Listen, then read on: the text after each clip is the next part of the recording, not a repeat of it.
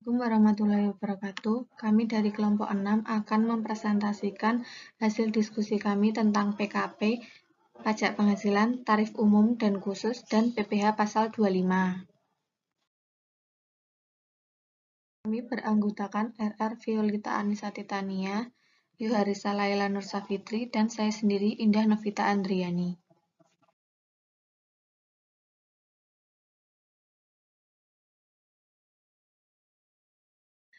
Penghasilan kena pajak dan perhitungan pajak terutang.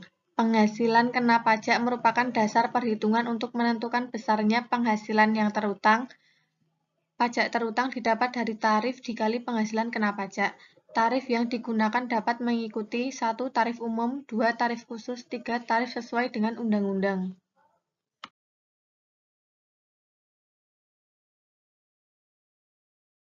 Diketahui data dari PT Alam Baru Raya yang bersumber dari laporan keuangannya sehingga dapat dihitung pajak penghasilan yang terutang. Peredaran bruto sebesar 900 juta, biaya untuk mendapatkan, menagih, dan memelihara penghasilan sebesar 300 juta, lalu dikurangkan bertemu dengan hasil penghasilan kena pajak PPh terutang sebesar 600 juta. Total PPh terutang dikali 25% menghasilkan 150 juta. Kredit pajak PPh pasal 22 sebesar 12.500.000, PPh pasal 23 sebesar 4 juta, PPh pasal 24 sebesar 30 juta. Menghasilkan 46 juta lalu dikurangkan bertemu dengan PPh terutang yang dibayar sendiri sebesar 103.500.000. PPh pasal 22 sebesar 42 juta lalu dikurangkan bertemu dengan PPh yang kurang dibayar sebesar 61.500.000. Beban pajak terkini sebesar 150 juta, tetapi terdapat kredit pajak 46.500.000 dan angsuran pajak PPh pasal 25 sebesar 42 juta, sehingga PPh yang kurang dibayar PPh pasal 29 sebesar 61.500.000. Pajak penghasilan. Pajak penghasilan atau PPh merupakan pajak negara yang dikenakan terhadap setiap tambahan kemampuan ekonomis yang diterima atau diperoleh wajib pajak, baik yang berasal dari Indonesia maupun dari luar Indonesia, yang dipakai untuk konsumsi atau untuk menambah kekayaan wajib pajak yang bersangkutan. Demikian hal pada pihak yang berkewajiban untuk memotong atau memungut pajak. Sistem perpajakan di Indonesia menganut sistem self-assessment. Dalam hal ini terdapat pasal 21, pasal 22, pasal 23, pasal 24, pasal 25, pasal 26, dan pasal 4 ayat 2. Objek pajak penghasilan. Sebagaimana dalam pasal 4 ayat 1 Undang-Undang Pajak Penghasilan, dengan memperhatikan tambahan dan kemampuan ekonomis kepada wajib pajak, penghasilan dapat dikelompokkan menjadi 1. Penghasilan dari usaha atau kegiatan, 2. Penghasilan dari pekerjaan dalam hubungan kerja dan pekerjaan bebas seperti gaji, penghasilan dari praktek dokter, angkutan, pengacara, dan lain-lain. Ketiga, penghasilan dari modal yang berupa harta bergerak maupun harta yang tak bergerak seperti bunga, dividen, royalti, sewa, keuntungan penjualan harta atau hak yang tidak digunakan untuk usaha, dan lain-lain. Keempat, penghasilan lain-lain seperti pembebasan utang, hadiah, dan lain-lain. Bukan objek pajak penghasilan. Sesuai pasal 4 ayat 3 Undang-Undang Pajak Penghasilan PPh, mengelompokkan penghasilan yang tidak termasuk sebagai objek pajak sebagai berikut. 1. Bantuan atau sumbangan. 2. Warisan. 3. Harta penggantian atau imbalan sehubungan dengan pekerjaan atau jasa yang diterima atau diperoleh dalam bentuk natura. Keempat, pembayaran dari perusahaan asuransi kepada orang pribadi sesungguhnya dengan asuransi kesehatan, asuransi kecelakaan, dan asuransi jiwa. Kelima, dividen atau pembagian laba yang diterima atau diperoleh. Keenam, iuran yang diterima atau diperoleh dari dana pensiun yang pendirinya telah disahkan oleh Menteri Keuangan. Penghasilan tertentu, sebagaimana disebutkan pada pasal 4 ayat 2 Undang-Undang Pajak Penghasilan PPh, berikut dapat dikenakan pajak yang bersifat pengenaan final. Pertama, penghasilan berupa bunga deposito dan tabungan lainnya. bunga obligasi dan surat utang negara, dan simpanan yang dibayar oleh koperasi kepada anggota koperasi orang pribadi. 2. Penghasilan berupa hadiah undian. 3. Penghasilan dari transaksi saham sekuritas lainnya, transaksi derivatif yang diperdagangkan di bursa, dan transaksi penjualan saham atau pengalihan penyertaan modal pada perusahaan pasangan yang diterima oleh perusahaan modal Ventura. Keempat, penghasilan dari transaksi pengalihan harta berupa tanah atau bangunan, usaha jasa konstruksi, real estate, dan persewaan tanah dan bangunan. Dan yang kelima, penghasilan tertentu lainnya. Tarif pajak penghasilan. Untuk wajib pajak orang pribadi dalam negeri, lapisan penghasilan kena pajak sampai dengan 50 juta, yaitu tarifnya 5%. Di atas 50 juta sampai dengan 250 juta, yaitu tarifnya 15%. Di atas 250 juta sampai dengan 500 juta, yaitu tarifnya 25%. Di atas 500 juta, yaitu tarifnya 30%. Yang kedua, untuk wajib pajak badan dalam negeri dan BUT. Tarif pajak untuk wajib pajak badan dalam negeri bentuk usaha tetap BUT sebesar 28%. Tarif PPh tersebut menjadi 25% mulai berlaku sejak tahun pajak 2010. Contoh penghasilan kena pajak wajib pajak badan tahun 2014 sebesar 1.250 juta. PPh terutang sama dengan 25% dikalikan 1.250 juta adalah 320.500 juta. Yang ketiga, untuk wajib pajak orang pribadi dan wajib pajak badan yang tidak memiliki NPWP.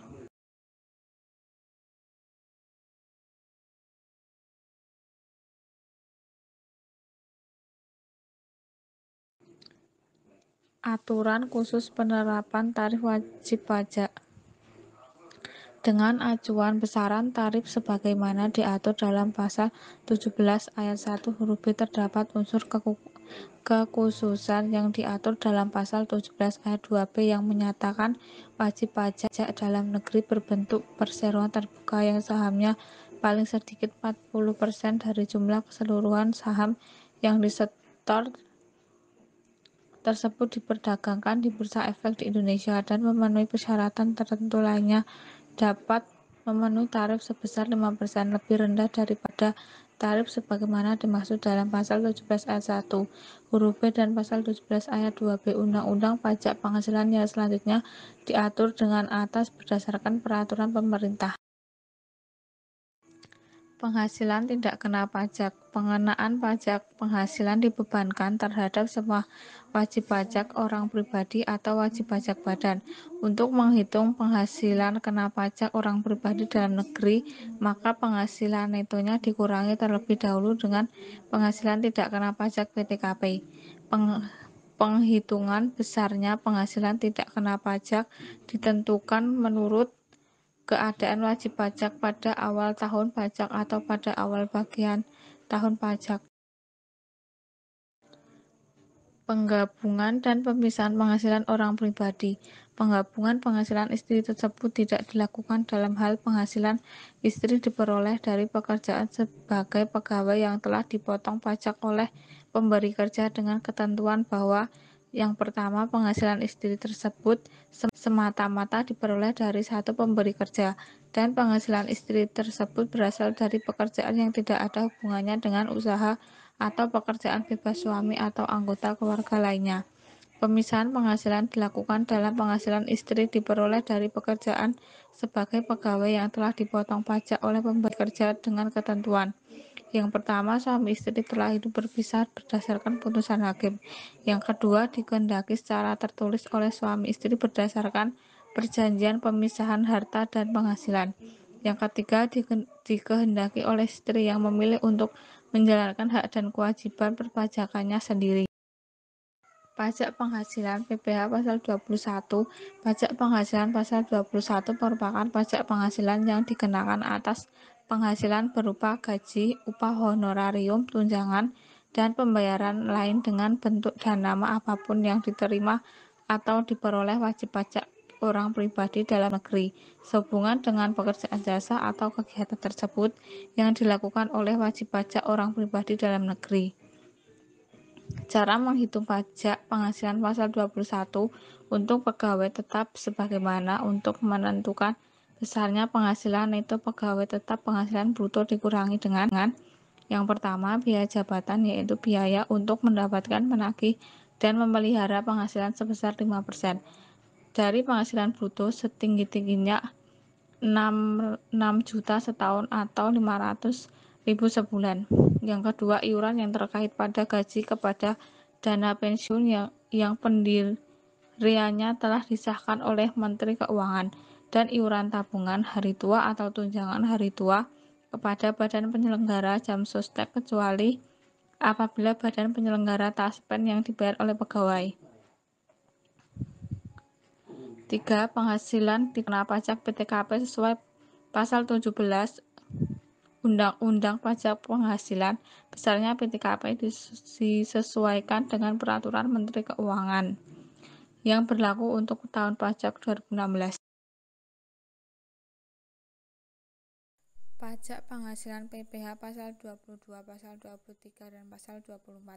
Pajak penghasilan pasal 22 adalah pajak yang dipungut seperti atas transaksi pembelian barang yang dananya bersumber dari APBN atau APBD dan transaksi yang dilakukan oleh lembaga-lembaga atau badan tertentu baik badan pemerintah maupun swasta berkenaan dengan kegiatan di bidang impor atau kegiatan usaha di bidang lain. Pajak penghasilan pasal 23 adalah pajak penghasilan yang dipotong atas penghasilan dengan nama dan dalam bentuk apapun yang dibayarkan, disediakan untuk dibayarkan atau telah jatuh pembayarannya oleh pemerintah. 1. Tarif 15% dikenakan atas penghasilan berupa dividen, bunga, royalti, hadiah, bonus, penghargaan yang dipotong dalam PPh pasal 21. Pasal 2% dikenakan atas penghasilan berupa sewa imbalan jasa yang dipotong PPh pasal 21. Pajak penghasilan pasal 24 merupakan pajak yang terutang atau dibayarkan di luar negeri. Penghasilan yang diterima atau diperoleh dari luar negeri yang diboleh dikreditkan terhadap pajak penghasilan yang terutang atas seluruh penghasilan wajib pajak dalam negeri.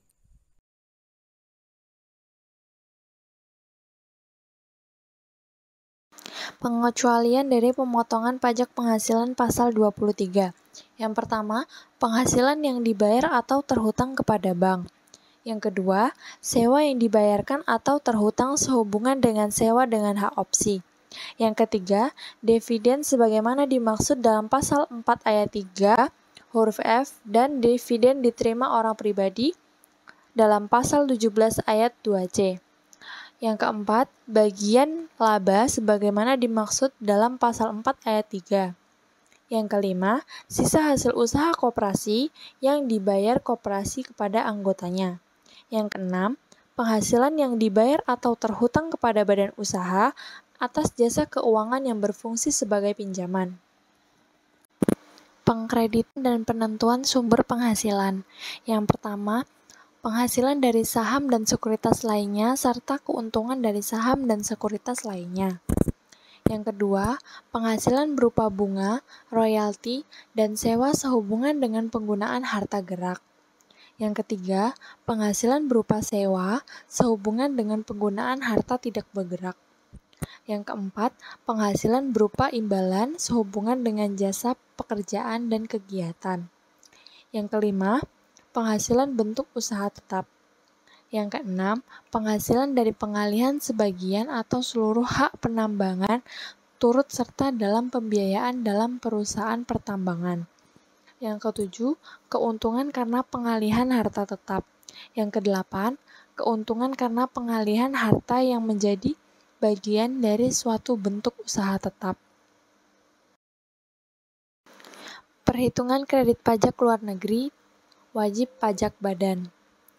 PT Mitra Abadi beralamat di Yogyakarta memperoleh penghasilan neto dalam tahun 2016 sebagai berikut. Penghasilan neto dalam negeri adalah sebesar 500 juta rupiah. penghasilan luar negeri adalah sebesar 500 juta rupiah. Dengan tarif pajak yang berlaku adalah 20%. Berikut ini perhitungan kredit pajak luar negeri yang diperbolehkan PPh pasal 24. Yang pertama, menghitung total PKP. Penghasilan dalam negeri adalah sebesar 500 juta rupiah, ditambahkan dengan penghasilan luar negeri adalah sebesar 500 juta rupiah. Jumlah penghasilan neto adalah sebesar 1 miliar rupiah. Peredaran bruto kegiatan usaha melebihi 50 juta rupiah. Jumlah penghasilan neto sama dengan PKP karena tidak terdapat kompensasi kerugian atau pengurangan lain. Yang kedua, menghitung total PPh terhutang. Tarif PPh pasal 17 ayat 1b dikali dengan penghasilan kena pajak, yaitu 25% dikali 1 miliar rupiah sama dengan 250 juta rupiah.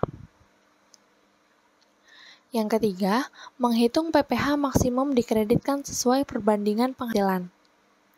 Penghasilan luar negeri dibagi penghasilan kena pajak dikali total PPh terhutang, yaitu 500 juta rupiah dibagi 1 miliar rupiah dikali 250 juta rupiah, yaitu sebesar 125 juta rupiah.